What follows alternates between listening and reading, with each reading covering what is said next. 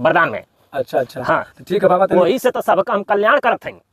तनी बाबा देख ली बड़ी परेशानी इनके है, लड़का बच्चा ना अच्छा इनके, अरे नीली नीली साड़िया में लौका तटे दिली, नीली नीली साड़िया में लौका तटे दिली, दिली दिली दिली। अरे बाबा देखी ना ई का करता नहीं। अरे यो एक मंत्र है। कहाँ हाँ दिल्ली में लौकत हम अगर हमके तू बता बाबा के कैसे पता चल गई? नीली हम पहले में ये गाना गावत रहनी, ये मंत्र के जाप करत रहनी। हाँ देख नीली नीली हम दूर से एकदम देख लेनी, यहाँ बैठल रहब, यहाँ बैठल रहब, अमेरिका तक ले ताकि ना। पिछवा से कहा अरे पूरा दुनिया चारों दिशा में जैनी नजर घुमा दे, उन्हीं का दृश्य एकदम साक्षात हमके दिख जाला। मैं दर्शन यहीं से बैठले कर लेना, ऐसा तैसन बाबा थोड़े ना आई।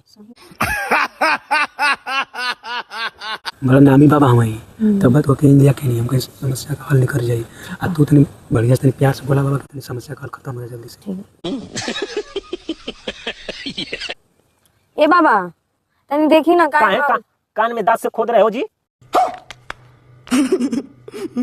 नहीं बाबा बतावत रहनी ना कि मतलब दिन बाबा से बोल दिया कि तनी देख दिया बढ़िया से। अच्छा ये मजे की बात की हो, थोड़ा सा तुम भी ज्ञानी हो।